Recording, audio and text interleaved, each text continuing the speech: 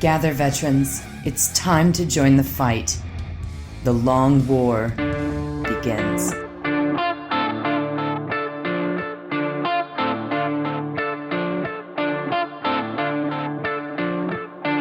This is The Long War. I'm Robbie B. And joining me once again are my partners in crime, Kenny Boucher, Mike Haspil, and Wyatt Turk from Jack Close Painting. What's up, guys? Yo, dog, great to be here. Hey, everybody. Hey, what's going on? Anyone notice that Rob had to look at the screen to remember Wyatt's name?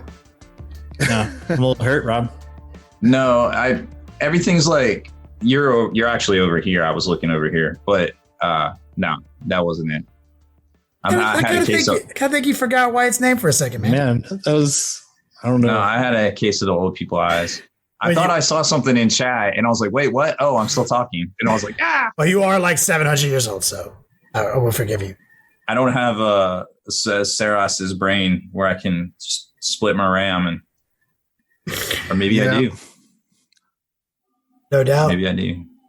Yeah, it's been a week. I can't remember. I don't know. I'm exhausted. I feel like I didn't do anything, but I did everything at the same time, and I don't know how that's possible. I don't know about you guys, but I mean, like my normal 5.5 hours of sleep I normally get is definitely gone to like 4.5. It's you know, but there's 4 brains here. We'll be able to muddle through this super professional podcast where we showcase to the community like that you can trust us to always be on our game and definitely never wait till the last second to figure shit out. I mean, if you wait till the last second, it only takes a second. That's right. To quote the legendary Mike Haspil, I use that all the time. And whenever I use that, Mike, I want you to know that when somebody's like, oh, shit, I got to do all this shit tomorrow. When I tell them that, I always quote the legendary Mike Haspil. I was like, in the immortal words of Mike Haspil, if you wait till the last minute, it only takes a minute. They're like, damn, who is that? Like some sage? I'm like, yep. Absolutely.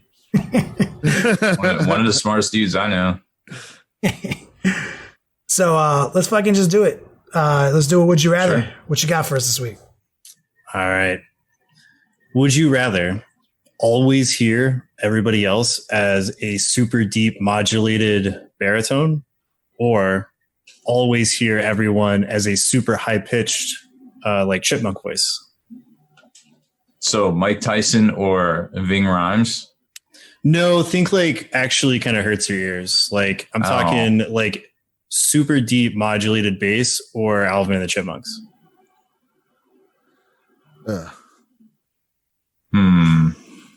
Alvin and the Chipmunks all day. Love those guys. They bring me endless joy. Till you're like 3 days in. I was like, they do kind of get, especially when they start singing. You're like, I instantly see many more of these. Yeah. I see the error in my way because then I was like, no, I got therapy for that when my psyche starts breaking. And then my therapist sounds like a fucking chipmunk. I see now that could be an issue. Yeah. You're like, I may have messed up. I fucked my life up. I said it. I'm sticking to it, though. I mean, I feel like you're because when you think of Alvin, is it just me, or do you think like the holidays when you think of Alvin and Chipmunks, right?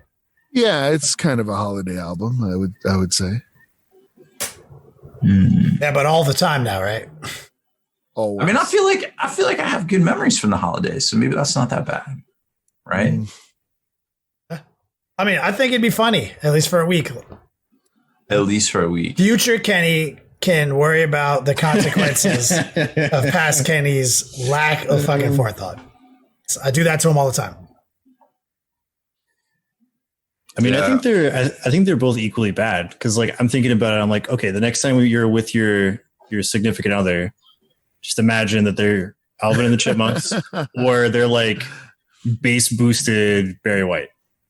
They both suck. Equally terrifying. Yeah. That's awesome. Most would you rather's have vicious consequences in the bedroom. Yeah.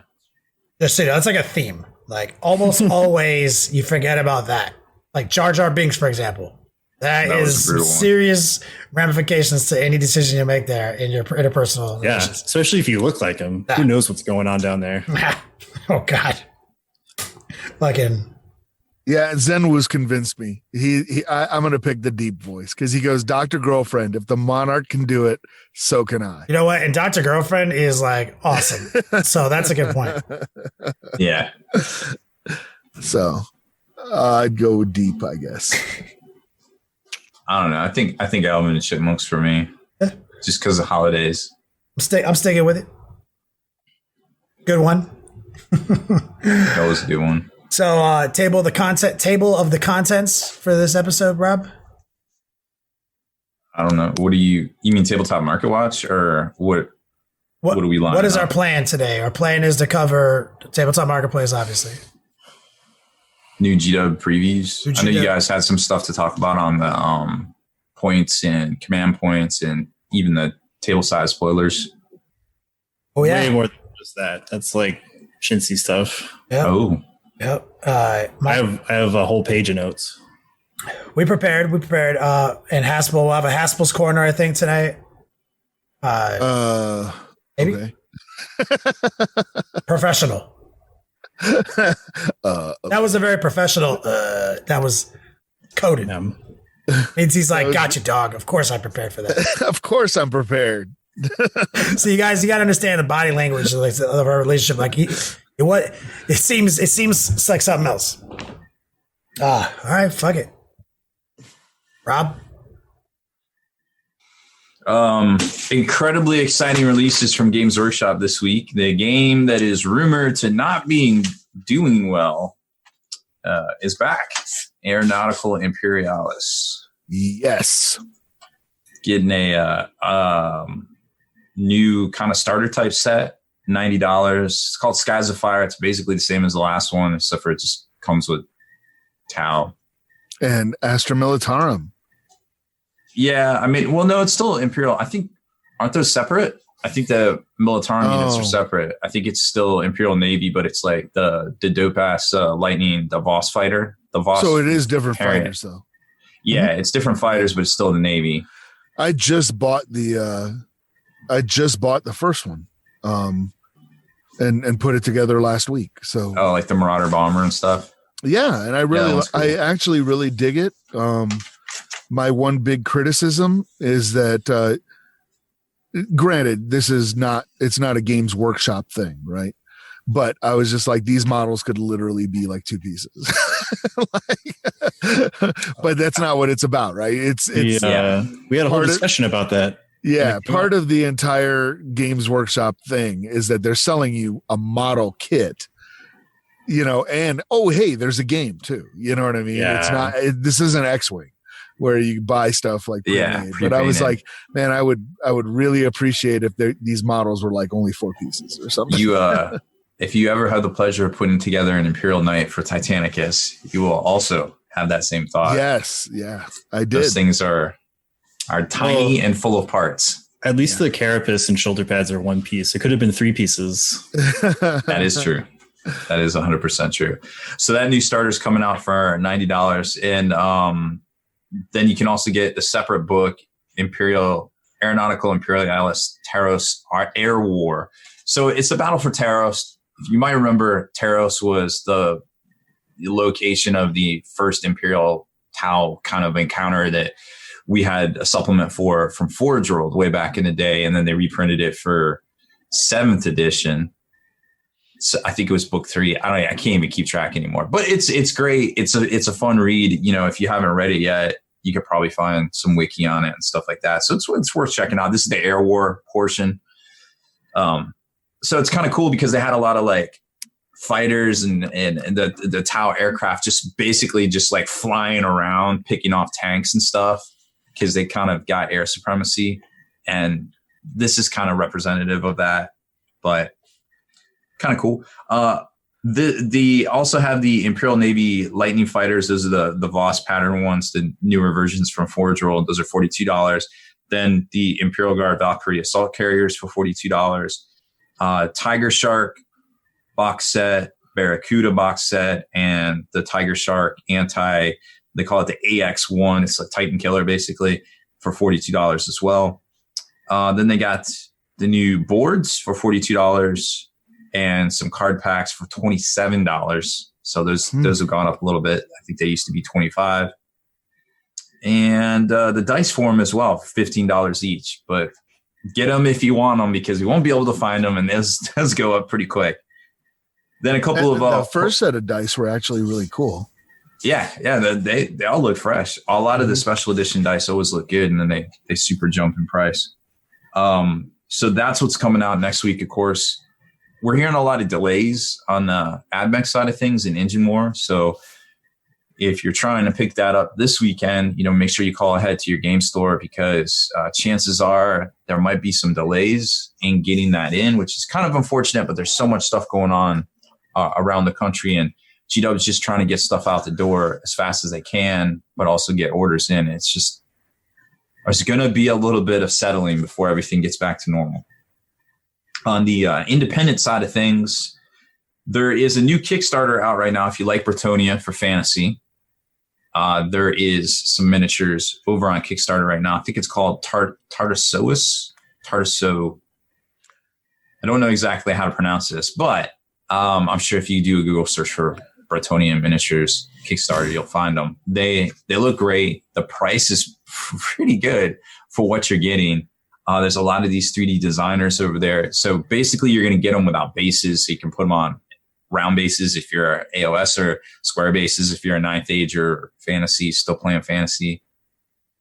They just look fresh, because pretty clutch that they didn't monolithically cast them with the base attached.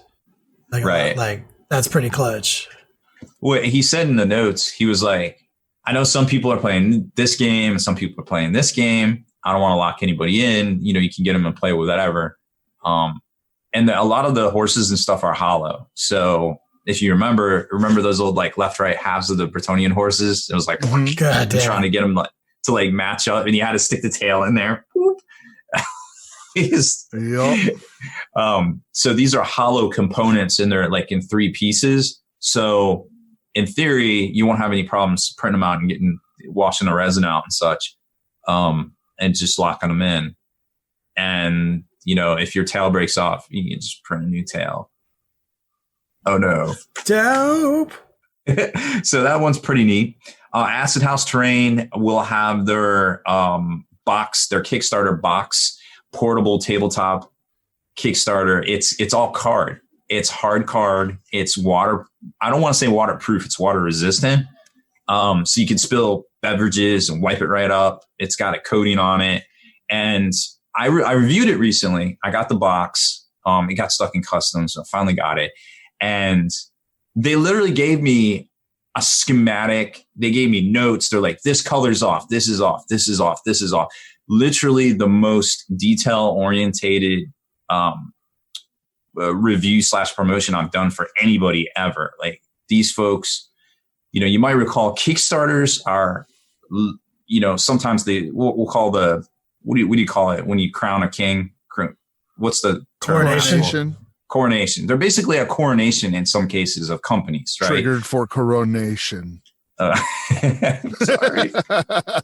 But we've seen so many companies rise to greatness because of Kickstarters and starting out, and and it's the devil's in the details. And these folks have really done a lot of work on this project. I'm really impressed by it, and just the fact that the way the tiles lock together, the way everything fits back in a box, you can put away, you can slide it under. It's big enough to slide under your bed, your couch, whatever. They spent a lot of time on it. So please check it out. It's coming out next Tuesday. I think it's going to be around $160, $170 for a full 4x4 table. Now you're probably like, 4x4, hey, I play 40k or whatever. It's a lot of terrain on there, so you can spread it out. We don't even know the table size is 100% yet for the new 9th edition. There might be some 2x2 sliding scale. 3x3. God dang. Yikes. Savage. 2x2, let's do it. Yeah. So I definitely check this one out. I think it's got leg room. I think we're going to see good things from this Kickstarter. very impressed by it. RTLW Miniatures put out a preview, and I think it's up for pre-order right now, or just order in general. Their new Beast Slayer model, not Lionel Lion. Johnson. They finally did it. Yep. Mad lads. I ordered 2 of them. And he's got the little watcher holding the helmet. I'm so excited. I've been watching that project since they released the concept art. Like, yep. I think like the end of the summer last year is when they were like, this is the concept art. We're going to be going through the whole process. So Artel, can't wait for it to get here. Artel continually just adding strength to our ever the momentum of our hatred for Forge World is only augmented by Artel's continued commitment to superior quality. To excellence. Like, for those of you who haven't gotten any Artel stuff before, so here's some pros about Artel. So one, their resin is immaculate. There are no air bubbles. There's rarely any flash, but there might be a little bit. So cleanup is very minimal. You will never get a defective piece from them. And they're like, from when you get the package to when you open it, like the unboxing experience is top notch, class act. I highly recommend picking them up. And like Rob said, they wash their resin before sending it out because they actually have quality control. And you don't have to like rinse it in soapy water or whatever. You get it, do a little bit of cleanup, if any at all, glue it together, and you're good to go. True boutique luxury experience. That's not even modeling, though. It's like half the price of Forge World 2, by the way. In a lot of cases. Forge World's like, just like in most modeling, you're going to have to get a saw, a chisel. You might have to boil this. For the advanced model. You're going to have to call us to get like 4 replacement pieces because we either didn't put them in there or they're all fucked up. Yeah. My favorite is like tubes. It would be a lot better if when you called Forge World customer service, they sounded like that. I have to admit, every time I call Forge World customer service, they were always good to me. They're not an excuse. It's not an excuse. I agree. I'm so tired of hearing that shit. When they give you a shitty product for that price, I don't give a fuck if they suck your dick when you call them for customer assurance. I did not get my dick sucked. I can assure you. I would have remembered that. That's not an excuse. I would have remembered that. You don't get praise for doing what you're supposed to do. They should always have good. You shouldn't have bad customer service to begin with. It should be good out the gate. Oh, dear God. No, it just speaks to the money. It's cheaper to replace a nickel's worth of resin and a very pleasant experience on the phone than it is to hire somebody to make sure that resin's not shitty in the first place. It's just numbers game. And that's why Artel triggers this conversation every time we talk about them. Because they are what Forge World should be, because Forge World's operating with like 15-year-old concepts. Sorry, I'm just like, if I pay $80 $20 or more for a dreadnought and it's missing a leg. Or has a mirror, has like 2 right arms. Like, yeah, and it's got like a giant, like 2 millimeter tall mold slippage. I'm like, yeah, you should have good customer service. Like, you don't get rewarded for doing what you're supposed to do. You get rewarded for being exceptional. So like this excuse that's like, oh, but their customer service is so good. I'm like, that doesn't excuse any of that shit. I didn't say it. I didn't use that as an excuse. You said to their credit. They're not even the same people, Rob. We can't even credit. You can't credit the guys who make that shit, put in envelopes and send it to us. So they're not I'm the so same tired people. of hearing that. There's a lot of divisions within the company. That's for sure. They're not the same. Like every time I call T-Mobile for customer service, I'm definitely not talking to my T-Mobile rep. It's some other guy. Oh yeah. So, I can't say to T-Mobile's credit, this one guy was no, they not even work there. Like, but Artel, the point of this is, you want a really dope looking, totally not a Primark model. That's way cooler. There's a few. There's a few over there. Check them out. Also, dope resin. Not as cool of an unboxing experience, I'll admit, but Wargame exclusive has some new miniatures out. Wargame exclusive, another great fucking 100%. Yeah. They got some towel offerings. A new commissar lady looks pretty sweet with the whole like either Steel Legion or Deathcore mask sort of thing. And they just previewed a new assassin today with the R2D2 head that's like based on kind of the Mandalorian model they put out. It's an assassin. Pretty dope. Oh, I saw that. Yeah, it looked fresh. So it'll probably be around $15 like normal from them.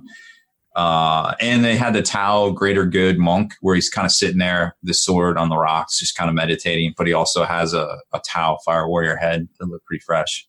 Well, Tau-ish. It wasn't 100%, but I think since last time we talked too, the McFarlane action figures went on pre-order. I did. I pre-ordered one. I was hoping that the paint yourself one would be on pre-order as well, but yeah, not yet. Cool. I'll take what I can get. Yeah, I think the price point of $20 is kind of extremely affordable. I was pointing it out to somebody that I was like, you can't buy an actual Games Workshop HQ for $20.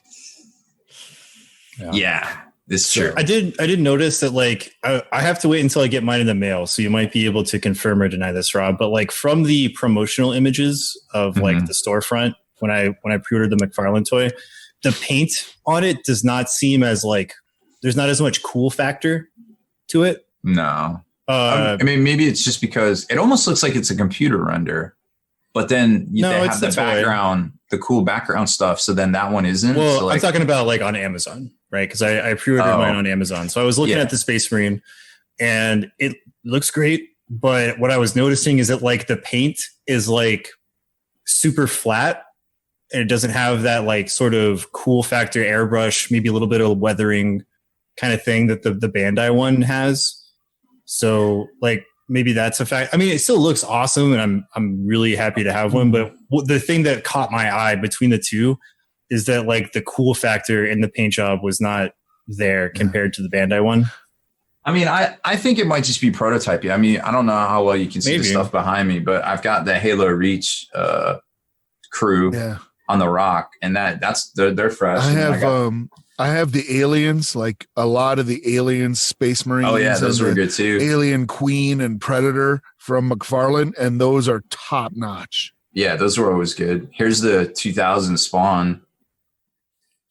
Yeah, I can't really tell much from that distance, but I mean, it's nice. Like they're done well. That's a statue, isn't it? No, this is an action figure. Oh, is it? Okay. The cape makes it look like a statue. The cape's rubberized. When I did the review with the Bandai Marine, I opened this up for the first time in maybe, I don't know, 10 plus years, and the packing peanuts from the box were like stuck to his cape, and I had to use Goo Gone.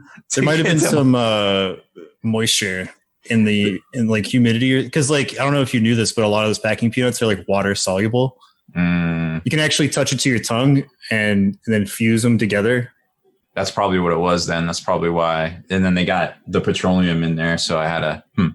But anyways, we got it figured out. What else do we got here? Heresy Labs is doing a Kickstarter as well, or Heresy Lab. If you haven't checked out their miniatures, they have like 300 miniatures, great looking stuff all over the place. Assassins to sisters to, I think they even had that. They did that train. Remember the old Apocalypse train from the first Apocalypse rulebook? It was coming out on Ultramarine base. It's pretty fresh.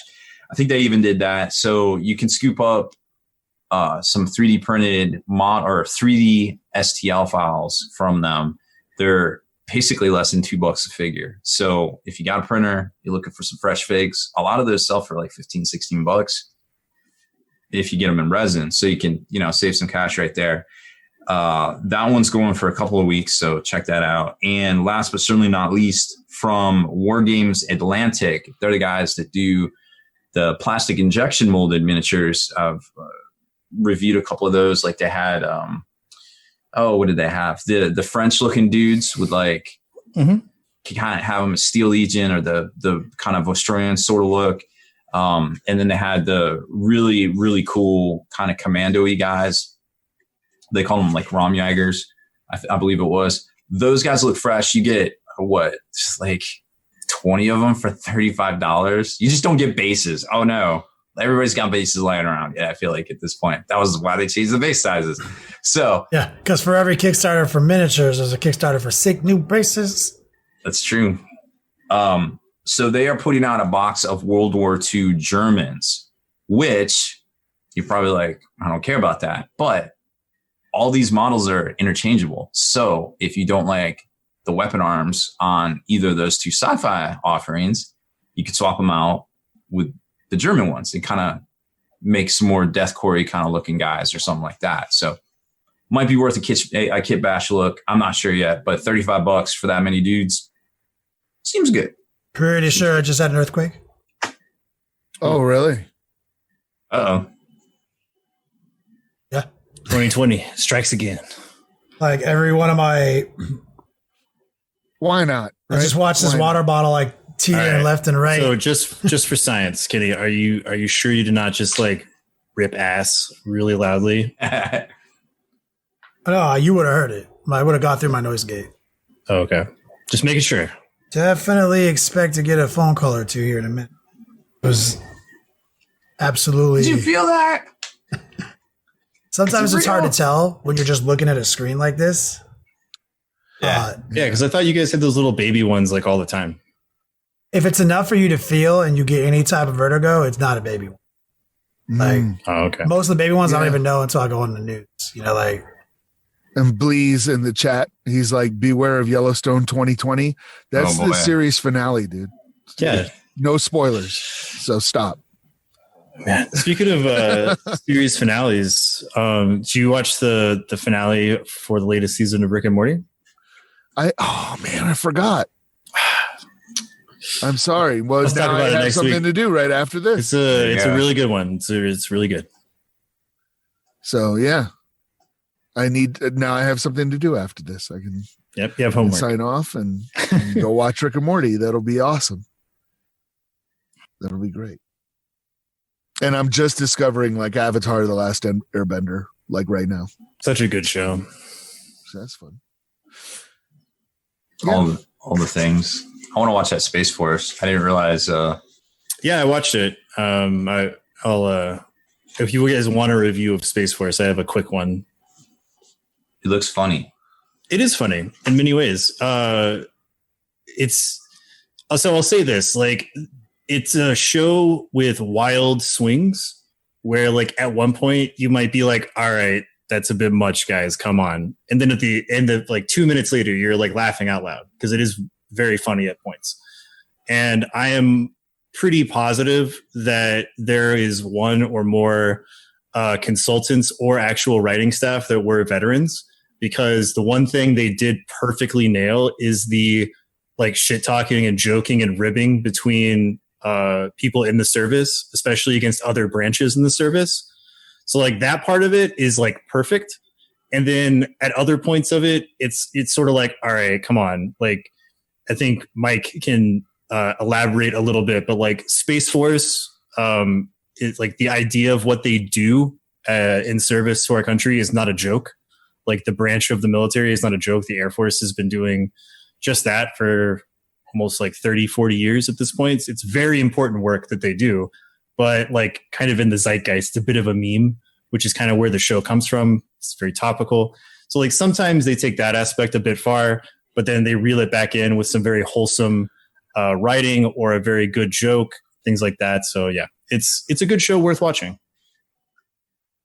Yep. I haven't watched it yet, mostly because I don't have time, but I'm a little triggered by it, by just the idea of it, because I've spent a lot of my life doing that kind of stuff. And so when folks were just like, oh, they're going to battle meteors or whatever, you know, wear camouflage, moon camouflage stuff, it's like, you guys have no idea. Like, and I can, you know, and the reason is so much stuff from space in Space Force is classified, so people don't know. But just to give you an idea, right, I can talk about GPS, right? And if somebody say we're like, hey, we don't like what the Navy is doing, so we're going to just jam this signal, right? Hypothetically. And that happens to overlay, like, say, a big nation like Japan or something like that. All the financial institutions use IRIG timing from GPS. So now you don't have timestamps on any of that stuff. So enjoy your collapse.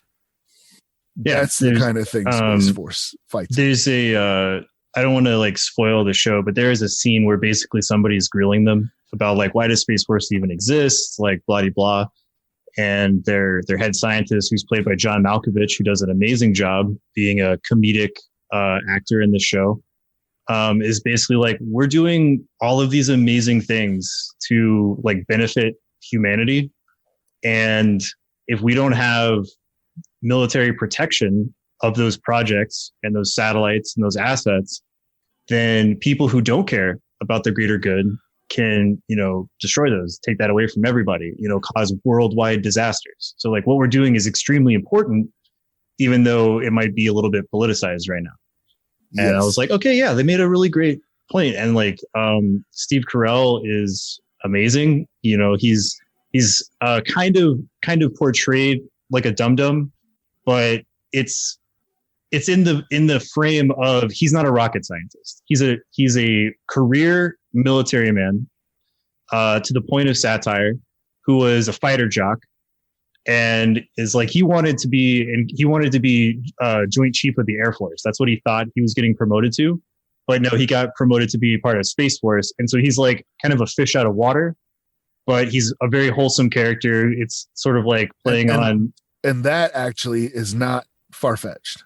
Yeah. That a lot of the senior officers came out of the flight world, not out of the space world. Yeah. Although, General Burt and a couple other people, they're legit space people, like career space. So, yeah. So, I mean, like, I highly recommend it. Just temper your expectations that it is satire. And depending on like how you feel, like if you're a vet like me, it might feel like they're, poking a little bit too hard, but also it's very funny. And it's very roller coastery. Like I said, well, you told me that Rob Riggle was in it. No, James Warburton. Oh, Warburton, that's right. Yes. Patrick Warburton. I was like, it's either Rob Riggle or he's Patrick the Warburton, Joint Chief of the Marines, and he is absolutely perfect because, I'm Army, so I love shitting on the Marines and joking with them. And so, like, him as the Joint Chief of the Marines is hilarious, and I wish I could remember her name, but she's a good actress. She's been in a ton of comedy stuff. But she plays the Admiral Joint Chief for the Navy. It's Lisa Kudrow, isn't it? Oh, no. That's I think it's Sue Sylvester. Maybe. I can't remember her name, but like if you see her face and you hear her voice, she's iconic. You will immediately Jane Lynch. That's who it is. Jane Lynch. Yep. She plays the Joint Chief Admiral for the Navy, and she is hilarious. And I can't remember his name, but he's been in a bunch of TV shows. He used to be in the Jim Carrey show, but he's like the Joint Chief for the Army. And then again, like a guy who's been in everything, but I can't remember his name, is the Joint Chief for the Air Force. And some of the best jokes is they're in their little Joint Chief meeting and they all shit on the Coast Guard guy, which is hilarious.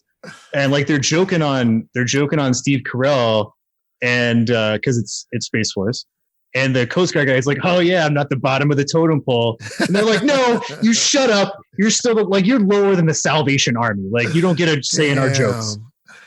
Wow, that's rough. Brutal. I did discover something interesting over the last few weeks, that my uncle, Shepard Boucher, we're actually contemporaries. But he's my uncle. He lives out here, and he actually he's a producer on Space Force and wrote an episode. Like, so my grandpa was like, oh, do you know Shepard? You remember him? I was like, man, I haven't talked to that guy in like 20 years. What's he doing? He's like, he wrote some episode for this show on Netflix. And I was like, I'm literally watching that show right now. How did I not know that? Like, it's crazy, right? Small world. Fucking crazy shit, man. That was all I could add to it. I watched the first 3 episodes, and I did enjoy Space Force. I thought it was hilarious. And I agree with your assessment of it. I can't wait myself to start that one. Steve Carell kills it, as always. He is. He's great. Yeah. As he always does. I'm making my way through The Office right now, so... Bears beats Battlestar Galactica. That's one of my favorite episodes. What is going on right now? I have some interesting news that kind of fits into tabletop marketplace, kind of, sort of. Call it Haspil's Corner, dude. Okay. You talk whatever you want. You say whatever you want. Sort of. Okay. No one puts Haspil in a corner. Yeah, no, that's right. I do. I'm her father. I love that. I put baby in a corner. You're like 40 years old. Okay. Anyway, yeah. So if you want to try out Aeronautica Imperialis, right, and don't want to buy, say, a $90 set, you can spend a mere $21 on Steam and get Aeronautica Imperialis Flight Command, which is a turn-based flight game based on Aeronautica Imperialis. Now, it is slightly different because it does have different flight levels and stuff, so you can move. It is a 3D rendition. And I gave it just a kind of quick playthrough. I haven't really gotten that far into it. I played like the tutorial, which I thought the commands were very instinctive. It's very easy to pick up. You do get the idea of dogfighting and stuff, so that is kind of fun. It did seem a little light on content, but I think that is actually a reflection of the board game as well. That they didn't have a whole lot to go off of, just the starter set board game, you know? So, and I guess Rin's War, or there is an expansion. Something. I think Rin's War was the first location. So this Taros is now. So now they're going to have Taros. They're going to introduce the Tau. So I hope that the computer game will mirror that with some DLC or something to give you an additional campaign, because it did seem a little light on. Like I said, I've only played like one mission, but I dug it. I thought it was pretty cool. And then the other thing was they were having a sale, and it might still be going on. I don't know. But they were having a sale on all things, Warhammer a couple of days ago. So, what? Yeah, it was just pretty cool. I finally picked up Battlefleet Gothic 2 on Steam. I haven't played it yet, but I liked the first one, and everybody said this was a huge improvement on the first one. So I picked that up finally. And then because Focus Home Interactive makes Battlefleet Gothic, something else popped up on my radar. And this is about a year ago. You'll remember that they announced, and they had a trailer for it, a game called Necromunda Underhive Wars. Yeah. And then it dropped off the face of the earth. And everybody was like, what's going on with this developer? Is Necromunda Underhive Wars actually happening? And it was made by the same people that made the Mordheim game, which, if you like Mordheim, the computer game was actually a very good adaptation of it. So I was looking forward to the Necromunda, but it just dropped off the face of the earth. Well, it just popped back up on Steam with a release date. It's not a firm release date, but it says summer 2020, and you can actually pre-order it for $31 right now. But there's no like gameplay for it though, which is a little. But there's a release date. I agree, but I'm not going to pre-order something if I can't. Oh no, I never pre-order anything. EA trained me not to. Sight unseen purchase. The issue with a lot of the GW license stuff is GW doesn't let anybody do Kickstarter because they feel like Kickstarter devalues their brand. So if you buy a license, and we saw it with the Warhammer RPG, the 40k RPG, Wrath of Glory, like somebody picked it up and was like, "Hey, we're going to pre-order it," and then they pre-ordered it, and what happened? Now it's with another company. I actually played the Wrath and Glory RPG last week. It got picked up by another company because it didn't get fulfilled through the other company. I mean, there's PDFs of it, there's digital versions of it, but we see this happen a lot where companies put it on pre-order, which is basically a Kickstarter, and then me and Rob have had a dozen meetings over the years, the promotional side of what we do for a job, with companies who are super hyped. They just picked up a license. It's going to be the greatest thing in the fucking world. They're like, look, I actually have the official this, official that. And we're like, so you can't be on Kickstarter. They're like, yeah, but like, it shouldn't matter with the hype here. And I was like, it's like Kickstarter, think about the name Kickstarter. So when you thought back in the day when Kickstarter, like, came into existence, it was really just that. Let's kickstart a business. Well, it's evolved as a brand. It is a brand, right? Over the last X amount of years, to where the fact that it's called Kickstarter is almost relevant. It's not even really, it's a pre-sale website that has a trusted brand associated with it. So when you're talking about branding in our space, branding is something that takes years to do, right? So Kickstarter allows people to bypass that time and onboard with a brand people like and get behind and go in there and do pre-sales. That's what it is now. So for you to not have access to that very useful tool is probably going to result in a failure to launch situation here, because now you're relying on just your website. Nobody knows who you are. You're going to take pre-sales with no brand. It's a weird place to be.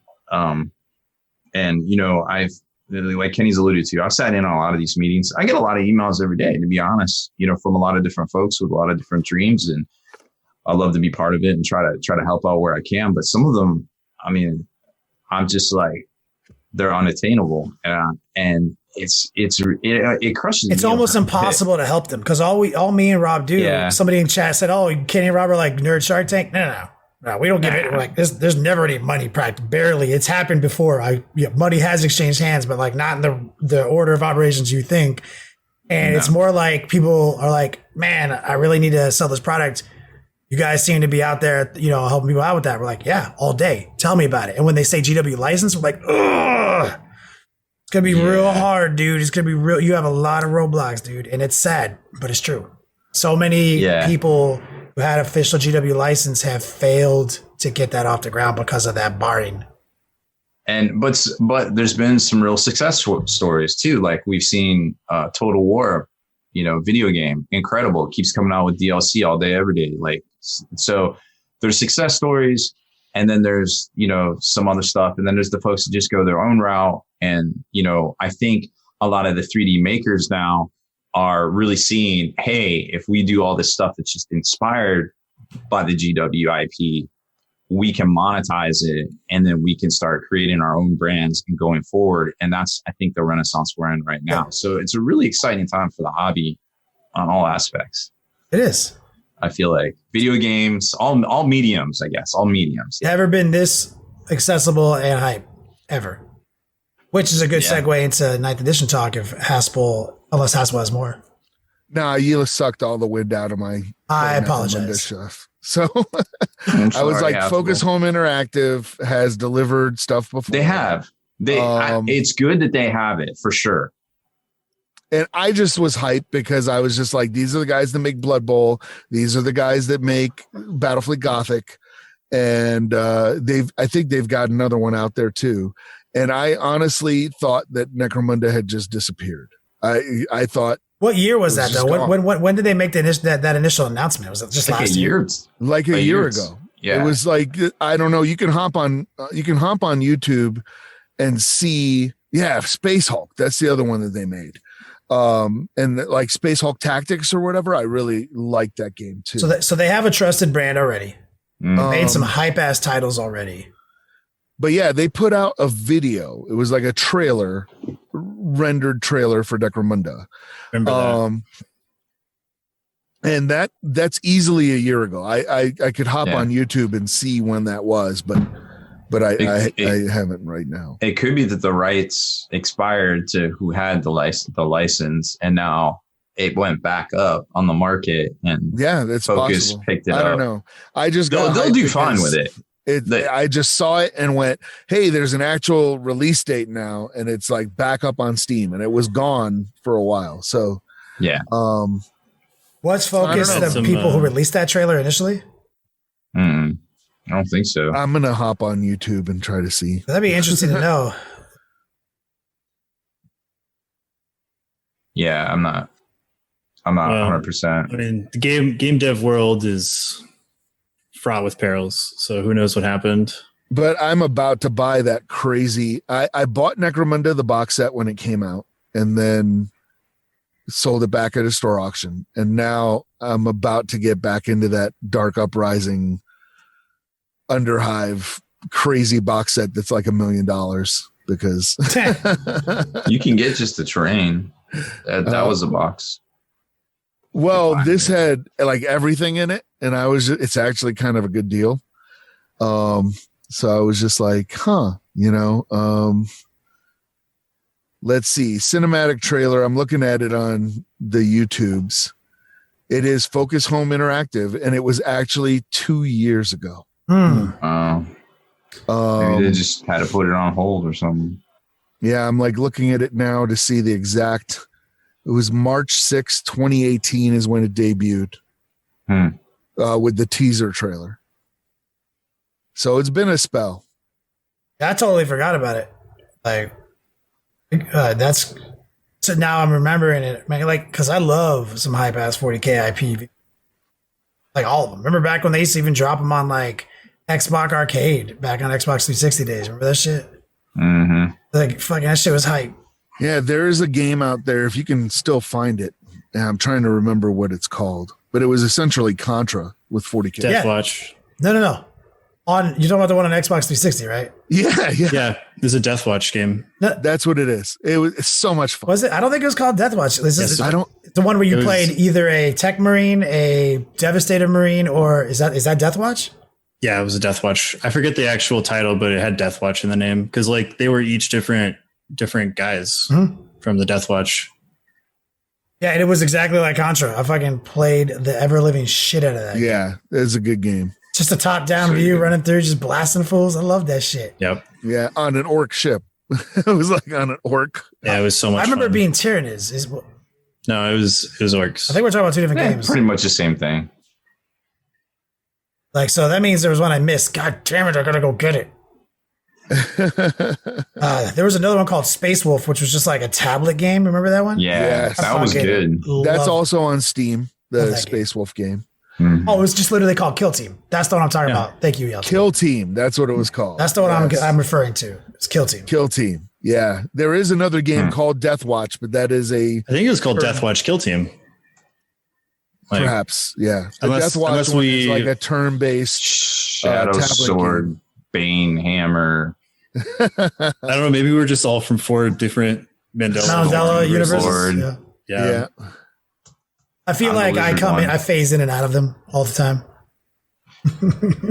So I have a fun theory, and then we can get into the 9th edition about that Mandela effect. That's when somebody changes the time stream, but it's close enough, right? It's like they're like, oh, we really messed up something horrible. We're gonna go back in time and fix everything.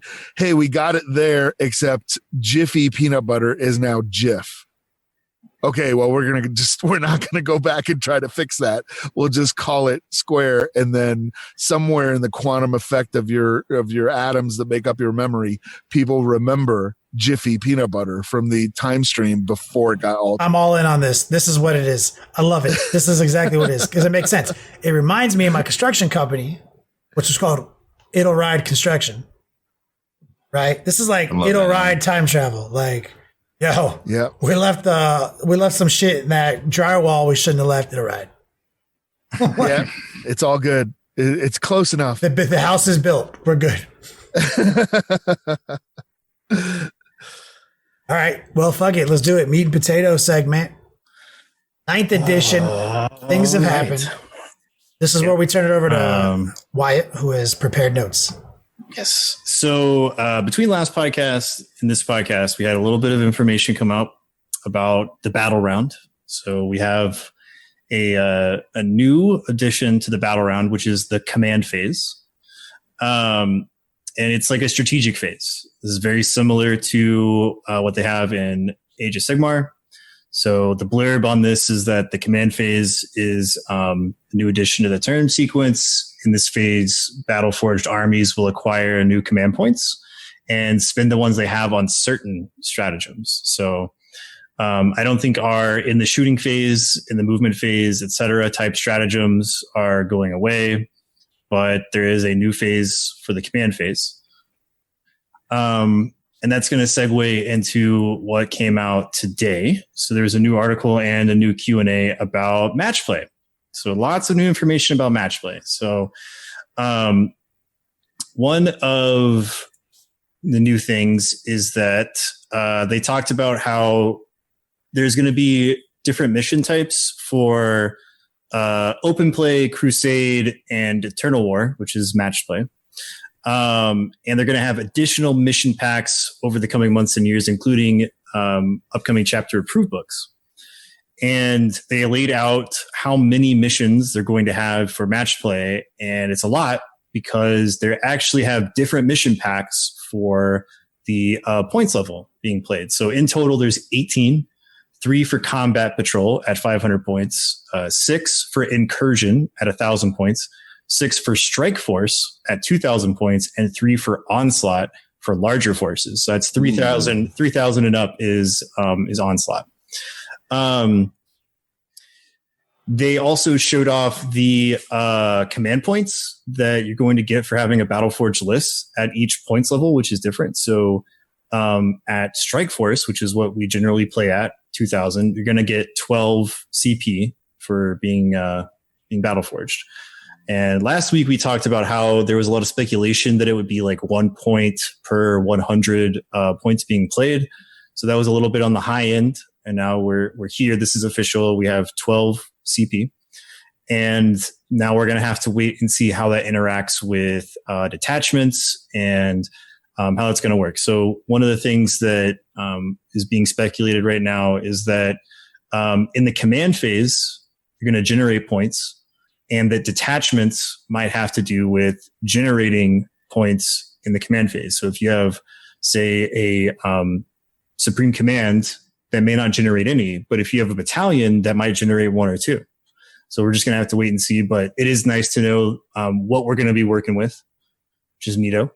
That's pretty cool. Is that how AOS does it? Is that similar to that? Like, I don't know anything about AOS. So, no. I haven't played in a while, so you're going to have to ask Rob. No, you just get command points, and sometimes shit just gives you command. Yeah. See, that's interesting because that is a kind of a mesh of this beautiful thing that we have, resource management. It was attached exclusively to detachments before, which was the wrong way to do it. Retrospectively, they tried fixing it by adding more points in. And now they're giving us all the points on the front end, like all this huge number that normally you would need 2 battalions to get to 13, right? So now you're just at 12 before anything. And there's going to be some functionality to generate more based on attachment. So I like incentivized CP generation based on attachments, but a solid base to start with. That is a good compromise. And actually in Sigmar too, you could spend 50 points to get a command point. Like if you just arbitrate. Ooh, I love that. Yeah, that is something. And then also in the command phase, that's when a lot of abilities happen as well. I don't know if they'll carry that over, but like the last time I played Age of Sigmar, if I had like a orc war boss, he could do a command ability in the command phase. Yeah, so that might be something that carries. Right? Yeah, the hero phase. Yeah. Yep. So let's see. Which also was a psychic phase. Right. Yeah. One of the things they stated is that the rule of 3 is moved into the mission packs now, and some mission packs might have different levels of that. And I think they were like, some mission packs might have rule of 10. That might be a little bit hyperbolic, but interesting nonetheless. Each mission pack is going to have a theme. Some might be more objective based, like take and hold. Some might be more killy based, and more TM.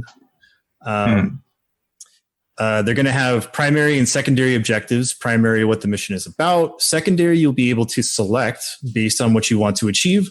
Codexes will have some of their own unique secondary objectives. They will be separated into categories, so you can't stack a whole bunch of the same one. They tried to avoid objectives that are like, go over there and stand there for a reason, and make some more real immersive type ones. Some are straightforward, like kill a character. Some are like raise a banner, and claim things to get victory points. It's almost like it's Dawn of War. Yeah, like they're trying to add, they said they wanted to try to add some more narrative feel to the whole game, even if you're playing in a competitive match play sense. They have these new things called actions. On launch, it will be agendas in Crusade, actions in match play, like achieving objectives, like raising a banner, like they previously stated. And you give up the ability to do other things to do this. So like instead of moving, shooting, fighting, or casting psychic powers, you do a thing is kind of what they said. Like you can hack into a teleport homer, destroy a shrine, perform psychic actions, like read minds to learn about battle plans, things like that. They're trying to design the primary secondary interactions so that games don't feel so lopsided in case like a game swings one way in somebody's favor really heavily. And they put a cap on total points you can earn in a turn to try to stop like snowballing effects. And like that. Yeah, and they said they're trying to add more meaningful in-game decisions for players, so wins losses are more based on decisions. And then they show off an example mission. This one's called the 4 Pillars, and you can see that it's for Strike Force. So this is a 2,000-point game. Gives the primary objectives and how to score them, and then they have a special secondary, which is like you can pick this as one of your secondaries if you want to. That talks about siphoning power, like you're drawing power or energy from the objectives on the table. And then it also has a diagram of where objectives are being placed and the deployment type, because deployment types are now linked directly to the mission. So if you play like mission X, you're going to have deployment Y, like it's set in stone. Yeah. And so we talked a little bit about what we have been seeing in these mission types in tactics class earlier today. And so like as a caveat, we do not have the full picture. So what we were doing is speculating and drawing inference from our past experiences with multiple game formats in competitive play over the years. And there's a lot about this that is troubling to me, that like raises some red flags. And the reason I say that is because this format is very reminiscent of formats we've had in the past and formats that places like Adepticon and Nova have been using for a long time and still do compared to the ITC. And there's a lot we could go into, but I've narrowed it down into like 6 bullet points that I wanted to talk about. Let's do it. Because we rehearsed this. Yeah. So one of the first ones is you score a lot of these objectives, like primary objectives and some secondary objectives in the command phase. And so that means you're basically like scoring at the top of your turn. Yeah, to use current lingo, the top of the battle round. Top of the battle round is when you score. And I personally do not like this because I feel that it takes away a lot of player agency. Whereas in the ITC, like when it's your turn, you have like a game plan, you're trying to accomplish certain things, and you go and do those things. Whereas when you score at the top of the turn, you're basically setting up all of this stuff to score on the next turn. So then you get into this back and forth of like you trying to deny your opponent what he just set up, and he trying to deny you in his turn what you just set up. And so it's a lot of like real back and forth type stuff, which you see in like the Adepticon way of scoring, where it rewards a very specific type of army and a very specific type of unit choice that can lead to a lot of feel bads. Yeah, the play style can evolve into a denial play style really quick. A lot of people I talk to, like the TJ Lanigans and Jim Vessels and the Sean Nadens of the world, whenever they go to like an event like Adepticon, they always bring a different list, and they use a term called check out my new Adepticon cancer list, like because they also acknowledge as top competitors that the style is not that great for other people. But caveat, a top of the battle round style of play isn't unplayable innately. It is not. Like, no, it's not. It's just it depends on how you want to play. Like I said, I feel that way of play takes away your agency as a player, because in the ITC, you score in your turn, and then at the end of the round, once both players have gone. So, like, you're doing a thing, and then trying to make sure that as long as the only way to score isn't blocked into that. Because in ITC, good point, you are rewarded for your in-game actions the second you accomplish them. They're yours. But then end of battle round scoring is literally I can still deny you. Like I can look at that list going second and be like, oh, okay, he's got to hold more objectives than me to get that extra bonus point. Is there an action I can do that doesn't support me in any other way but taking a point from him? That's a play style. So having both of those elements where like it's maybe not about scoring but stopping him from scoring should exist simultaneously with me grabbing points, right? So that's why the ITC works. So we don't know all the stuff, but right now that's not looking that great. And there's also a thing they stated in there that like you can't score anything in the first turn, which again I don't like because it basically negates anything you do in the first turn. Like I don't like that because it's like, you know, anything you do or any units you kill or any objectives you take don't mean anything in the first turn. So just, you know, if you like that, whatever, but that's a red flag for me.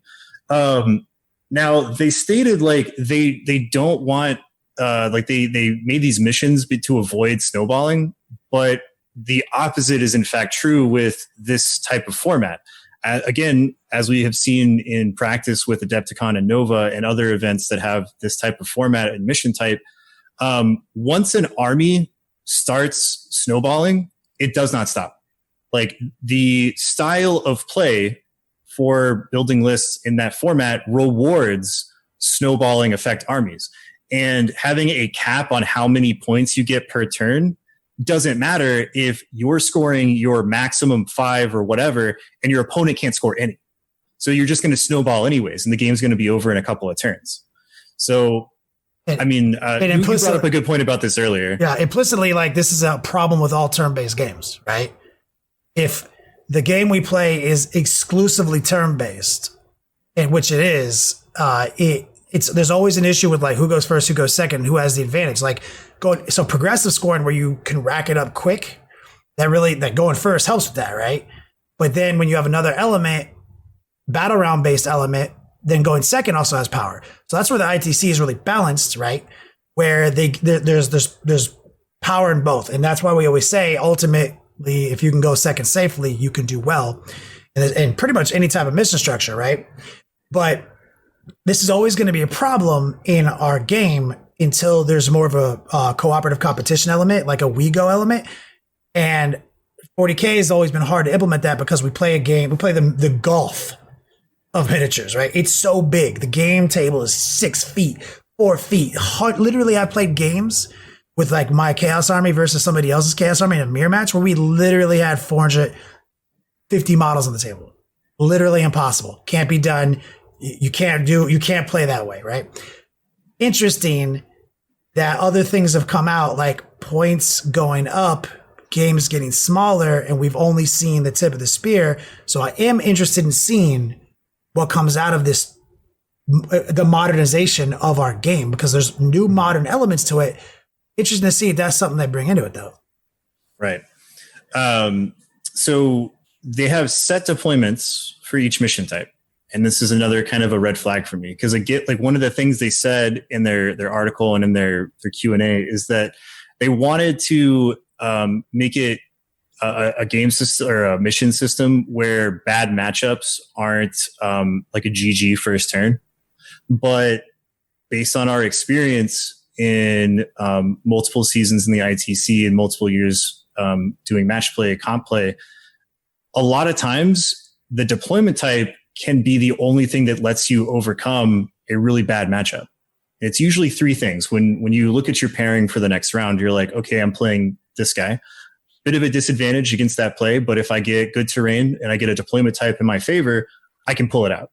So those three factors are really important. Now, if you look at this set deployment type, if I get a counter pick and I know that the only way for me to play against that is a deployment zone in my favor, but it's not there, then that's kind of GG. So it's like if I'm playing like a vehicle heavy list and Kenny is playing like Harlequin jet bikes, I'm going to be like, well, to be able to do anything, I need a long deployment type to keep his shorter range, vehicle killing jet bikes from shooting at me so I can get some stuff done in that first turn. But if we show up and like mission 3 is Dawn of War, I'm like, well, doesn't matter if I go first, because if he knows I'm going first, he's going to deploy all of his jet bikes out of line of sight. Can't do anything to it. And then in his turn, he's just going to run over and kill all my vehicles. It takes out. Right. So one of the most groundbreaking parts of playing in 8th edition has been that the adaptation of the rule missions, right? Like, you always got rule missions. We play them, but let's be real. We all go to these tournaments. We go to these local World Great Trader tournaments, and whoever took the time to organize that event is like the administrator, the visionary who took the time to create this experience for you, and they usually apply their vision to some modification to that, right? And this is so cool that like the randomization of deployment type made the cut in ITC, right? That is usually a sour point in previous editions that people don't want that, right? It actually turned out to be one of the best parts of mission structure, to know that it's not all over because it's a bad deployment. And then the new champion pack giving you better math on the roll side for going second to possibly fish out a deployment map, even spicier, another further modification to a core way of playing the game. I'm going to be really butthurt if that is like gone and that's not even in the fucking book. You know what I'm saying? Like, yeah, like I'm anticipating tried and true Games Workshop playstyle where it's you roll to see who goes first, guy who goes second gets to roll the deployment dice, and then there's probably still going to be seize the initiative. Like, that's kind of their thing. No. Do you think there's still going to be seize? I mean, it's been that way every mission pack they've put out. The only time that it's gone is in the ITC Champs pack because people don't like it. I know some people do like it, but the majority was like, we don't really like it. A good thing is you get to pick your secondaries. Before we go forward, I wanted to go into the chat. We don't always, but this is a good one for Mr. 4 Minutes. If each mission has a preset deployment map, you should be building your list with that in mind. Correct. In previous editions, when that was the case, you knew you were going to play Dawn of War, Vanguard, and Hammer Rat. You knew that was coming. You always knew the order it was coming, and you did have to play for it. What we are saying is, now that we've played the other version of that, we empirically know which is better. Yeah. So everything you just said is 100% true. Like, if I know that round 3 is going to be Dawn of War, I should kind of anticipate that. The thing you can't anticipate is who you're going to play in that round. And what I was saying is, a lot of times, if you get a disadvantageous matchup, a deployment type can pull your butt out of the fire. And if it's, you get matched up in our hypothetical scenario where Kenny is a perfect counterpick to my army and I need a longer deployment type, so to keep him out of range for a while, and we're Dawn of War because mission 3 is Dawn of War, then like that game's kind of over because of the counterpick of, just the happenstance of getting paired together. Right. So taking out that element of strategy of like being able to roll 2 dice and pick the one that's most advantageous for me because I'm going second and I'm at a disadvantage because of his list matchup, like that doesn't feel as good. So going into secondaries, we get to pick secondaries now, and there's seemingly going to be a quite large list of all these things. Like, they talk about the actions where you can do certain things. They kind of hint at that in the article. They show sort of like the first little blurb, but not the full secondary, which is a little lame in my opinion. Like, if you want to sell me on this, like, let me see what some of these secondaries are, but it's besides the point. So I think that's a good thing. Like, I like to be able to pick secondaries. I think a lot of people like that aspect of being able to do that. The thing that popped up as a red flag for me was that codexes are going to contain unique secondaries to that faction. And you might know where I'm going with this because we've talked about codexes a lot, and a lot of people kind of feel this where like a hot new codex comes out and it's going to be, big boy on the block for the foreseeable future until a new codex comes out. On the other side of that coin, we've seen codexes come out and they kind of arrive lukewarm. So what happens to, player morale when, I don't know, Space Marines 3.0 get a codex and they have all these spicy secondaries for like your Ultramarines and your, Imperial Fists or whatever. And then the next codex comes out and all of their unique secondaries are sucky and you have to rely on the core secondaries. It's like a huge disparity in advantage and disadvantage just in the book printing. So that in and of itself is a little bit of a red flag for me.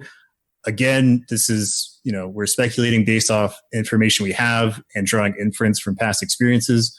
So this could be awesome or it could be really bad. Important to jump back. This is a good chat actually right now. Thunder, Wolf, and Storm. Well, secondaries essentially replace Maelstrom triggers. I'm glad you brought up Maelstrom because Maelstrom is a very core way of playing Warhammer 40k right now out of the book, right? It is absolutely a denial format that has many similarities between like the formats we were discussing earlier. You build for it. You don't know what's going to happen. So you have to build a certain type of army that can do anything with top of round score and stuff like that. This is GW's new Maelstrom for sure. Bringing in asymmetrical mission design into the secondary picks.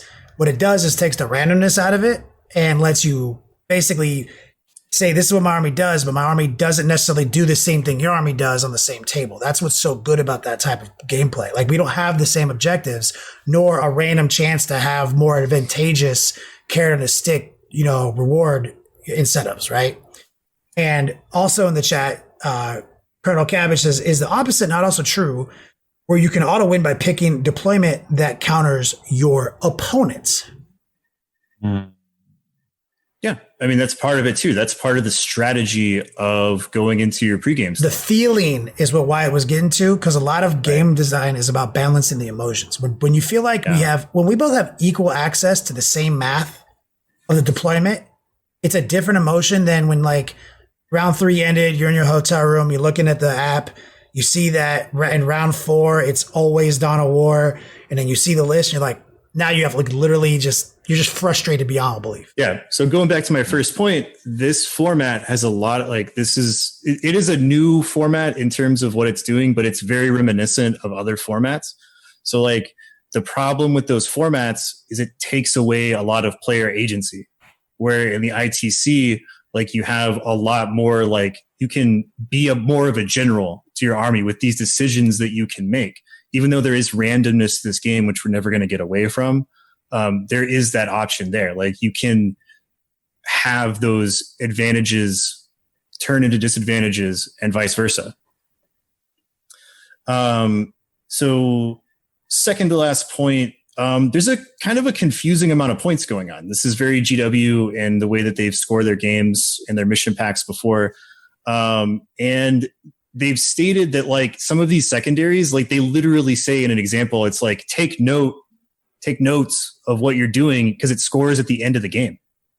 And I don't like this because when you score that way in this format and add things like taking notes of what's going on, it leads to interactions that I call the haggle phase, where neither of you truly remember 100% what happened, or you're trying to like neither of you scored correctly, or both of you did, and you're trying to kind of like haggle your way for who's getting what amount of points. This has been going on for decades in the way that you score these book missions, and I absolutely hate it. I hate the haggle phase. I do not do it unless the game is like clear cut, like winner or loser at a certain point of the game, and somebody concedes. Like you just tabled me. Like on turn 2, and we look at the ITC scorecard and we agreed together that you would obviously, like maybe have 2 guys left, that we both agree that I'll be able to hide him for one more turn. Then after the next turn, you'll be able to have gotten line up of sight. I wouldn't have been able to move. So you wouldn't have got this score on turn 2, but you would have gotten this score on turn 3, and you tabled me in the bottom of turn. Like that, that is a haggle phase that's acceptable. Yeah. Like that happens. And this is like, so I like stop me if you've heard this one, right? It's like turn 4.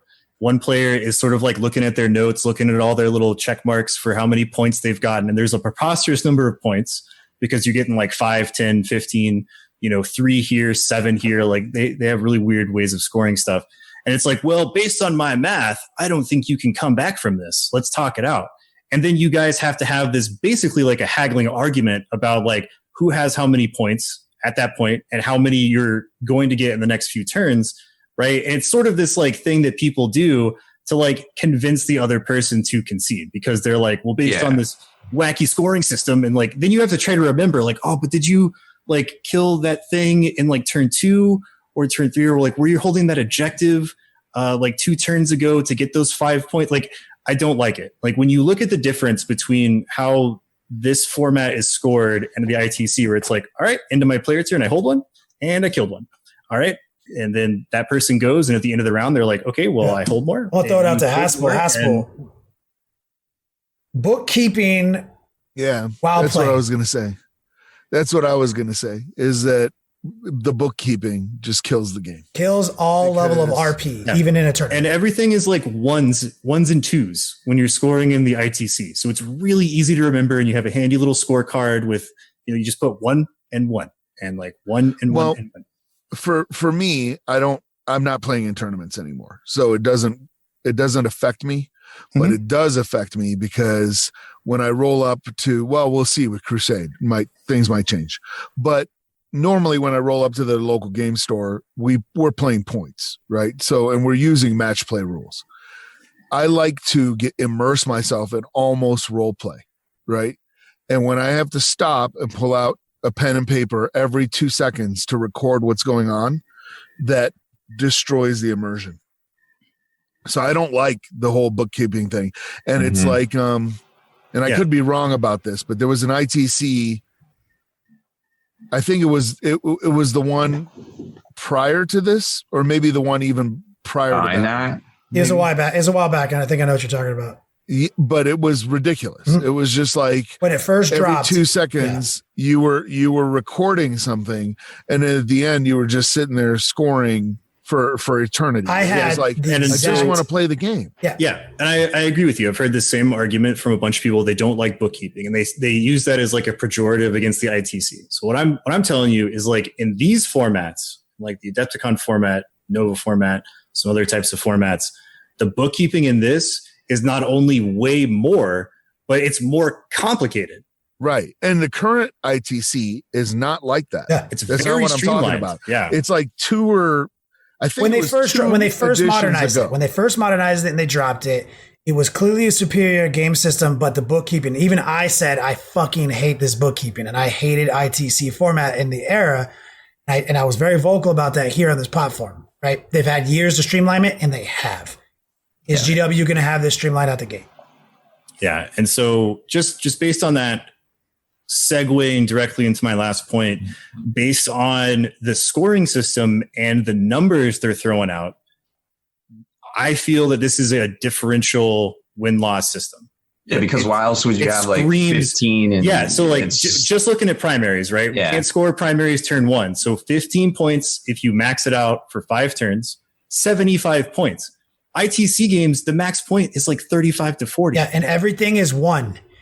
It's like everything is ones and ones and ones. Yeah, it's literally 1 or 0, and then you add all the ones up. It's literally now we're talking about 75 points plus all of the points that you might get, because it's like in the examples there's like 3s and 5s, and so now you have 5, 10, 15 for your primaries, and you have like 3s and 7s and 5s, which is a different, that it's not as easy to count up as counting by 5s, and then you have to add all those together, and it just screams of differential scoring.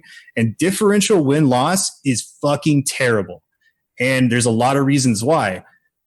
Mostly it's because it gives a ton of feel bads, and it doesn't give really good pairings for the next round, because what happens is you have a bunch of maxes and a bunch of zeros, because in differential scoring you're not awarded the points that you earned during that game. You just get a 0 because you lost. Well, it's a differential. So like in a vacuum, it works. In a very close game, it's the only time where the differential reflects the game. Anytime the game starts getting further and further from close, it starts to instantly become 0s and 40s, and it doesn't reflect any delineation on the battlefield. Right. If it makes you feel bad because you feel like you busted your ass to try to get some points, you get a 0, then it makes you feel bad in the next round when you get paired against another guy with a 0 who literally like got way more points than you and is outclassing you. Yeah. It's just, it's not great for a Swiss pairing. No, but I feel like we've talked about this before. Yeah. Way back in 6th edition, when all the tournaments started going to win-loss. Mm-hmm. Like across the board. It took years, Haspil. Took years. They got rid of hobby scores, and they got rid of all that stuff. That's why we did the Long War doubles. we created the Long War doubles. And now, after all these years, we have adopted the ITC format back into the Long War doubles because this is how good the ITC format is. 1 point, 1 or 0. You add them up for a maximum score.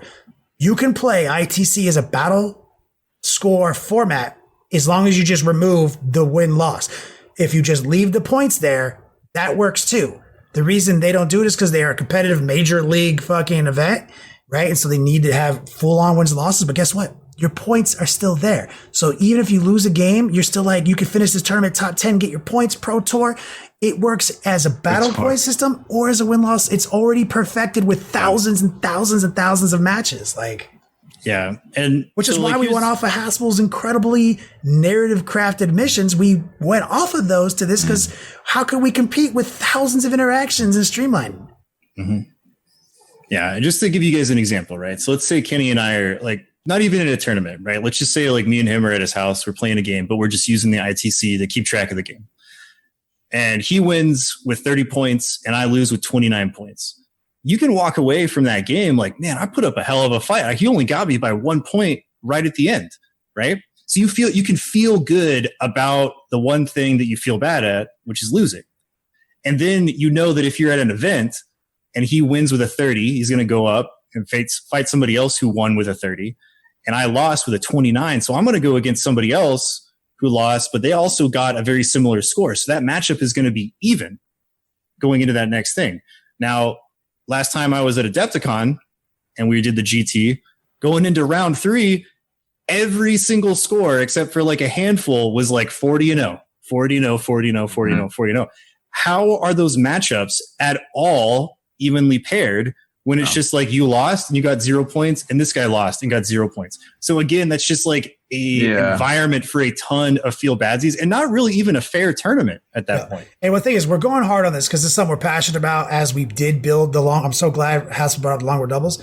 We felt so passionately about this that we subcontracted into Adepticon or onboarded Adepticon's event years ago as a volunteer staff to go in there and run a very popular 200-300 person event, sometimes in a doubles format with battle score and hobby score, right? We believe in this, so it triggers us.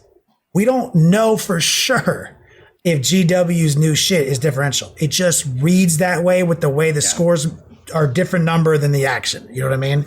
Right. So like, yeah, I'll be the first person to say like, I hope I'm wrong. I really do. Like, I hope that we get the full picture on how all this works and it's awesome. And it's like the best, mission pack that we've ever had before. I mean, I'll go so far as to say from what I've seen now, this is the best mission pack out of a Games Workshop book that they've had for ever, sure. Right. It may not be my, flavor of ice cream, but based on what we had in the past till now, missions out the book, it's a great mission, archetype. They're definitely learning and trying for sure. Yeah, it's just like when we're talking about like match play, like, and they keep saying competitive, so like they are talking about the competitive scene, right?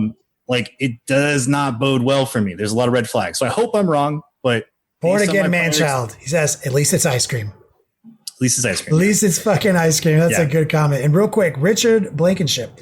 Does the rumored lack of troops requirement scare you guys as much as it scares me? I don't think that's a silly rumor. There's going to be some sort of requirement for sure. I feel like. Yeah. Either there's going to be a requirement or we're going to be incentivized to take them because certain actions will only be able to be done by troop choices or units with OBSEC.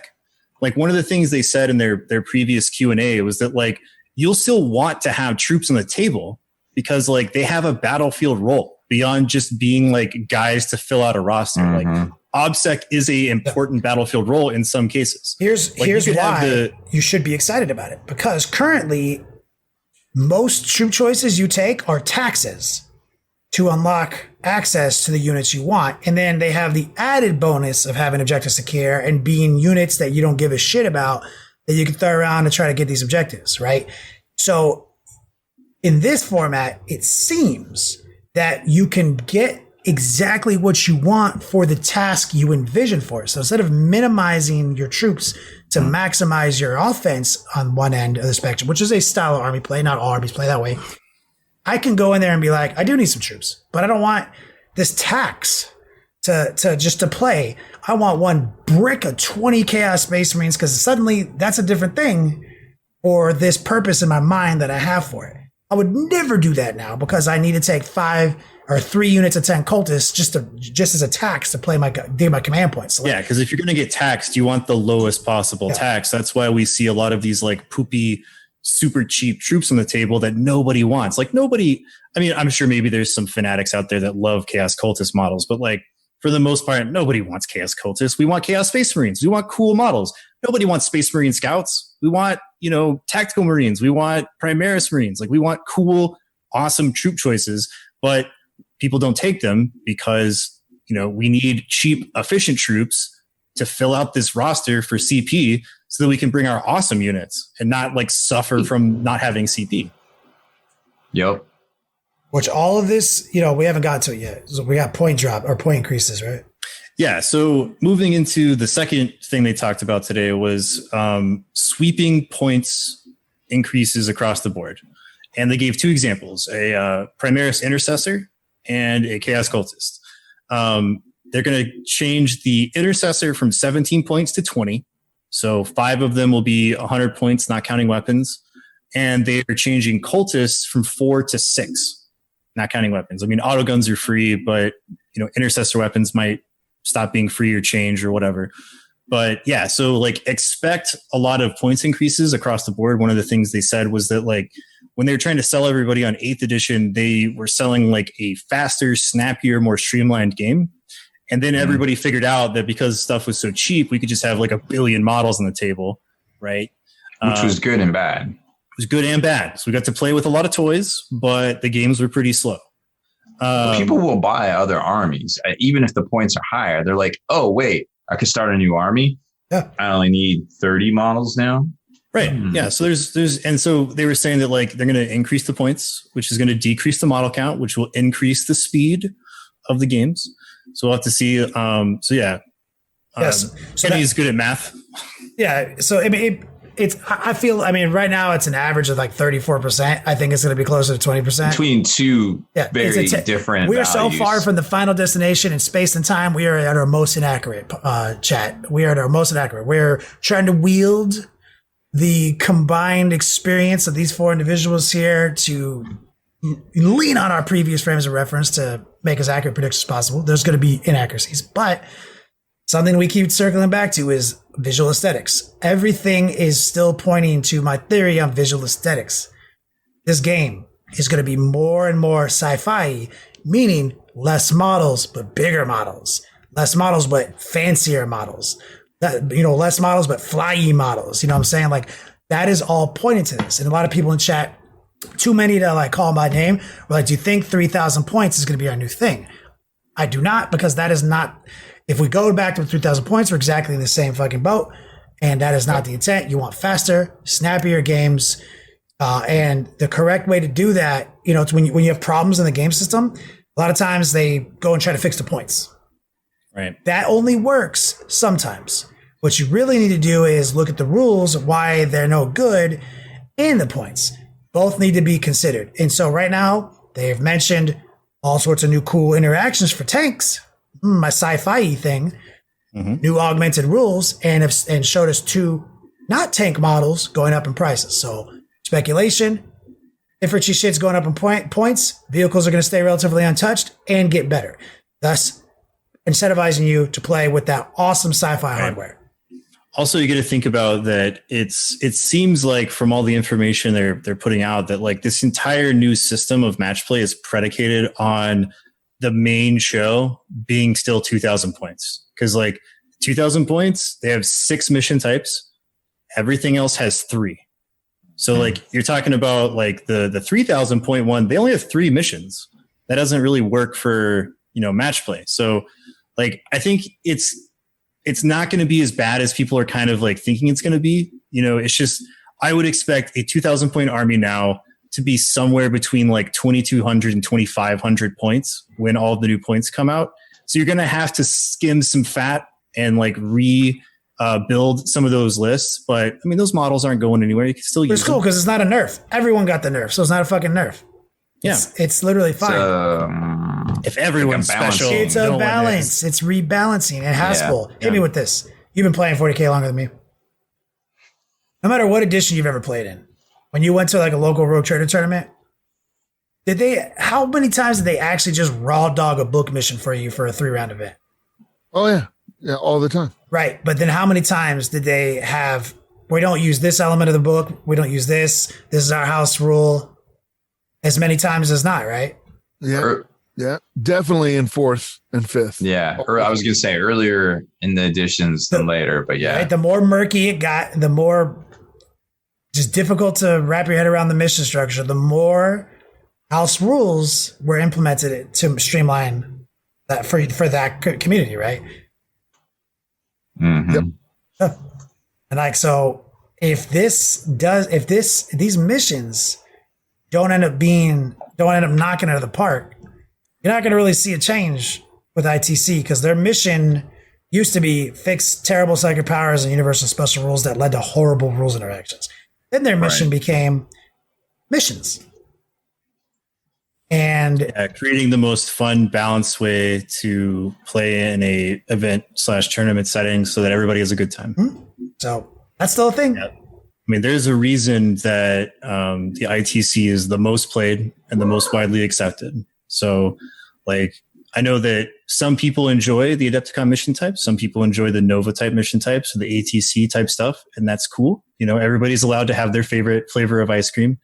But when you look at number of games played in a year by the number of people playing games in a year, it is overwhelmingly like 99% to 1% in favor of the ITC. Yeah. For a reason. Mm-hmm. So what about this new map? So like they showed off like the deployment type where objectives and stuff are going to go in this article, and there's a lot of speculation online that the board size is going to change, and there's a number of plausible explanations for this. Like, people were counting squares and assuming that squares are 1 inch. That means that we're going to lose we're going to go from 72 inches wide to like 64 inches wide. No, you can do the math on it to tell that is. So I'll say this before we get into it. Somebody in our tactics class brought up a really good point that kind of explains this, and that like this is probably a recycled asset that they just slapped measurements on. Literally the old Spearhead map. That's why I'm confused right now. Why people? So my initial thought is that this is simply like a visual aid to know where to put everything. Because in this deployment type, you don't need to measure from the board edge. You measure from the center of the board. Right. Yep. And so I actually have a graphic prepared. So continue talking. It's up on the screen. Yeah. So after our bud Russ brought up that point, I was like, that is so typically GW that has to be like, I'm putting my money on that. Right. Like, I don't think they're changing the board size. I'm pretty sure from that schematic, you can tell it's 5 feet wide. So I threw it up on the screen. On the math. And what I've done is in Photoshop, just to explain it to people who can see it, is I opened up a document that was 72 inches by 48 inches. Full, humongous Photoshop document. Then I took this picture, cropped it out, scaled it up so that its height was equal to 48 inches, just to confirm the aspect ratio was incorrect. Which you can see by evidence here that it does not match aspect ratio wise of a 6x4 table. It simply does not. And when you look at it blown up, you see that there are deployment zones in numbers saying 10 inches off the center, 10 inches off the center. And you can tell it's exactly the same distance to the board edges. So it is absolutely 40 inches across based on this graph they gave us. They even put the numbers there. So unless I think the height is not. I don't think those are center points. Just my personal take on it. In Photoshop with grids and rulers up, they are exactly symmetrical. Okay. So like those boxes are exactly equal. Those arrows coming off them are exactly equal. So unless somebody didn't give a shit about aspect ratio when they drew this up, like I don't remember, like, you know what I'm saying? Like I don't remember a map showing 10 inches and then also showing, unless it didn't matter in the air that people didn't care about aspect ratios, we just knew we played on a 6x4. So this is So it's either a recycled asset or it's not. That's where we're down to. This picture. I guess I'm just confused because I'm like, what does that buy you? Gameplay wise, it makes, I guess it just cramps you closer together. I don't see what it gets you. It is bad. I mean, why not play on a 5x3 and then you don't need it's six. Well, it would be 6 inches shorter on the long edges and then 4 inches shorter on the short edges. Yeah. Total. It looks roughly 60 by 40 is what people are telling me because they counted all the squares and everything.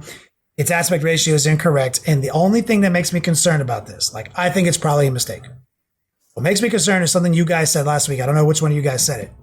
But the subject of, like, remember how we used to have templates and all these cool third-party acrylic laser cutter guys to make these sick-ass... Yeah, Rob. And then we had these vehicle destruction markers. Haspil, I remember your vehicle destruction markers. Like... Yeah, but by making the game smaller, you don't prevent me from playing with my mats I already own. Right. You do not, obviously. But part of the pitch on those mats is, like, it's all there, right? Like, you just know it's the right size. You can throw it on any surface, and you have a game board. You know, so my concern is GW is jumping in on the third-party mat making market with a new proprietary size. That's my only concern. I guess. I mean, but I'm like, if you're going to do that, then, you know, the standard Walmart folding table is not 6x4. I mean, it's not. Wait a minute. Isn't this the same size as those? Remember they put out like the square? Like the squares tiles are sold either individually or as a set, which makes a 6x4 table. No. The card ones. Those because are for Kill Team, and they're super weird. No. It was. Let me look it up because they were like, this fits on this size is different. It fits on a dining room table. Yeah, they made those for Kill Team. They made the cardboard foldy ones, and they made neoprene mats, and they're a super weird thing. Like they have like decimal point measurements for the width and the length. Yeah. Yeah, no. Because when I was working at the store, I was like, why the fuck would they do this? This makes no sense. All evidence points to, and we have lots of evidence to back this, GW copying and pasting something and not looking at it when they're doing their assets. This has happened 1 million fucking times before. It's not the first time. So 99% chance that it is just that. Yeah, because if I'd have to get into my closet and look at my outdated 8th edition rulebook, but that same deployment type does not have measurements for the squares. It simply has a like 9-inch in the center, and you're meant to infer what the other two are. It's kind of the same thing in this one. Yeah, I just don't see what it would buy them to change it. That's why I'm skeptical. It would buy them a ton of backlash and ill will because, like, think about how many thousands of dollars it would buy them nothing good. Have spent on mats from multiple different companies. Because I mean, like, not only would this directly target Frontline, who's kind of one of their partners right now, but a ton of other companies. Are they partners? Yeah, partners in that they have like a handshake, you know, like they're friendly. You know, well, but I'm going to bring up another point, right? That's why Games Workshop does not, if they draw out a mission map, right? And they say each one of these is 36 by 24, right? Each one of these quadrants is 36 by 24. You're stuck playing on that kind of a table. If they say just measure 9 inches from the middle, you can play on any table. It doesn't have to be 6 by 4. It could be your kitchen table that's 5 by 3. It could be your Walmart folding table. It could be whatever, because all the measurements are from the middle of the table. So it doesn't matter how big the table is. I think that's why they're doing it from the middle like that. That could be true as well. Remember in 7th, there was also that one, it was like draw a line from through the middle of the table and then go 12 inches from that. It was for Dawn of War. It wasn't telling you to measure 12 inches from the table. That's the math we came up with because we played 6x4. Right. But it was telling you to measure from the middle of the table 12 inches back. And that's where your deployment zone was. Interesting perspective. And that just removes the 6x4 requirement. You can now play on whatever size table. I think that's what's going on. Never even thought of that, Mike. So what is it called? The last set they put out, is this a Death Watch? No, this was one of their Battlefield sets. The cardboard tiles, it was an $80 box. Cardboard tiles were 5 foot by 6 inches and 3 feet by 4 inches. So that's 40 inches on the short side. So you may have picked out the asset they recycled. Maybe. I don't know. I don't think they sell those anymore. No. When was this? I mean, October they've done 7th, 2017. Yeah, they've done a couple of little like table mat type products that just died like dead on arrival and immediately removed them. Yep. So that doesn't surprise me. I think the only thing they still sell is the set of table like Realm of Battle tiles that are 6x4. Mm-hmm. But those are all good points. I agree. We'll find out soon enough, I'm sure. Couple weeks. Maybe it's June 23rd. Maybe it's July 23rd. I hope it's June 23rd. I'm tired of waiting. A friend of mine was telling me like nobody wants to play 40k right now because like the new edition is imminent, and I'm just like, yeah, just bring it out this month, man. Well, remember, whatever comes out, they do that 2-week pre-order window. So whatever we see teaser-wise on Sunday will be a big indicator. Yeah. Because, so whatever comes out on Sunday, it would be for the 20th if it's a 2-week window. But I don't know. We're in that position now where they got us hooked. We're hype. Gotta wait. Yeah, I'm in preparation mode because I know that we can't play locally because we're still waiting to reopen a bunch of stuff, and also like nobody wants to keep playing 8th edition when 9th edition is right around the corner. It's always an emotion. That's always an emotion. Just prepping models, painting a bunch of stuff to get ready. You're gonna see a little bit of a null zone here. The game as we wait. Yo. There'll be a tournament that has to be the last tournament in the old edition. There'll be a tournament that comes out after the new edition, but it's too late. It's too locked in, and you'll still be playing the old edition, even though you've already played games of the new edition. That's always going to happen. That happens every time. My money's going to be on July. Yeah, I mean, I'm open to both. I just, what I want is sooner rather than later. I'm digging the new stuff that came out for Crusade. I know we're running a little long, so that's cool. I'll just cover stuff real quick. But I love how one thing that's interesting is they're going to use power level or power rating is what they were calling it instead of points for Crusade. And they're taking elements from escalation leagues, from the open war cards, where if you're outnumbered by power level, you get to pick extra stuff, which is right from the open war card system, which was really good. And stuff from Combat Patrol and Kill Team, where if guys are super badass, they might get an additional weapon or extra boons, or they could get wounds that carry over from game to game.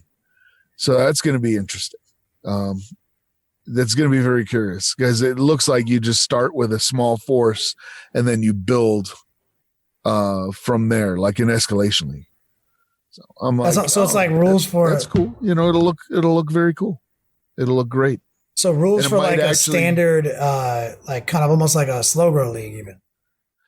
Well, almost, but it's like it almost might matter. Like it creates consequences, right? So if you're playing from one game to from 1 week to the next or whatever, where normally I might be like, you know what, my HQ is just gonna. He's just gonna run pell-mell and do a suicide charge because I've already lost this game. You know what I mean? But I really want to kill your dreadnought or whatever. So I'm gonna have my HQ just run in, take out your dreadnought. I mean, stuff like that happens all the time when we're playing single games. But it might matter that, I need to keep this unit alive. Like because I need him next week. You know what I mean? Like I need him alive. I love that.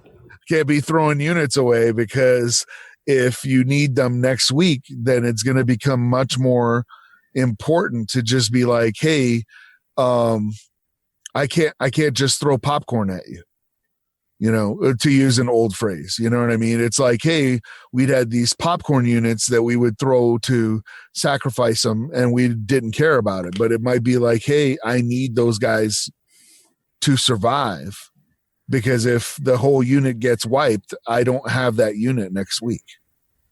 I like that, because one of the things in 40K as a whole that I always joke about with my military friends, which there are many in this hobby. Some of them will come in brand new to the hobby and like, I want to jump into this war game. It's going to be sick. And it was like our good friend Josh Ender, when he used to come up to the Beats Lab and we used to play games, and I was teaching him up on 40K, and he was like doing these real life tactics, and like, I'm like, oh, I see your problem now. Those don't work. He's like, what do you mean? I was like, well, all the stuff you're used to doing, in real war, I'm pretty sure like keeping your guys alive is a big part of that, right? He's like, yeah, obviously. I was like, well, this is where you messed up on the role play part. You're not role playing as a general, you're role playing as a god. And these people don't matter. So literally, if you secure a victory with one model left, that's fine. That's acceptable 100% of the time. So this is 40K, dude. I was like, see, not role playing as a general. And it's kind of like Crusade is like, there are these generalship aspects. You do have to consider what's an acceptable loss for the mission, And so I think that's really interesting. And I think that's going to resonate with a certain group of people. Exactly. Yeah, I think everything I've heard from it is like really cool. Even if it may not be targeted at me, I still think it's a good idea. Yeah, I'm looking forward to it. It's just going to be hype. You got me stoked on it, Mike. I was like, that's the casual hour shit, isn't it? And now I'm like, oh man, let's play it. I can do it. Well, you just have to maybe take a loss this game, because next week you can beat them. To fight your battles. You have to pick your battles. You have to pick your battle. The battle may be lost, but not the war. If it's like skirmish level stuff that has like the same feel as 40K, I could get super into it. Like, go to 40K night every Friday. Hey, let's bang out like a 30-minute game or less of our escalation league. And then we'll play like Big Boy Warhammer, practicing for our next event. See, it would only be a skirmish level game that first game, because then the next game you get more points. Then the next game after that you get more points until you're playing 2,000, 3,000 points. Oh, well, then I guess we'd have to manage it. I just like the idea of doing like a story-driven Crusade where it's like... That's Kill Team, dude. That's what. Yeah, but I don't like. But Kill Team rules suck. I don't like it. I want to play 40K. Play Combat Patrol. Games. I just want to play. Well, all right. Play Combat Patrol is 40K at 500 points. Yep. Just play that. That's what you want to play. But at that point, I want the RP. I want the cool RP stuff. It's up to you, man. Yeah, steal the charts from. I'll look for it, Wyatt, because I'm pretty sure that in 4th edition, the 4th edition rulebook had the Combat Patrol rules in there, and it had all the RP stuff you're talking about. Let me play some old hammer. Okay, let's do it. We're all salty old guys now. I'll look for it and see what I can find. We need to change our name to like Gray Hairs or something. The Salt War. Yeah, it's Salt War. I don't have much to be salty about on the 40K front. No, that's why it's a joke right now. It's like, oh, this is like... I don't know how to feel. Yeah, I like everything I'm hearing. I can bitch about Sisters. Oh, wait, they're fucking awesome now. I could bitch about Grey Knights. Oh wait, they're great now. Yeah, it's kind of like your whole thing for the last 4 years is gone. Is gone. Even I can still complain, but it's just basically they finally figured out how to take down Haspil. Yeah. They just gave him what he wanted. Oh, you know what? J.J. Abrams, he finally he switched his tactics all these years. He basically provided you with your entire identity. He survived, and then he's like, "Watch me just take it from him." Yeah. It'll be the first time he gave me what I wanted. Yikes. Ooh, I always got to get one JJ in there. Always gotta help him out. Good discussion. Did we do it? Yeah, I think so. That's it. Haspil, take us out of here. Gozer the Gozerian, good evening. As a duly designated representative of the city, county, and state of New York, I order you to cease any and all supernatural activity and return forthwith to your place of origin or to the nearest convenient parallel dimension.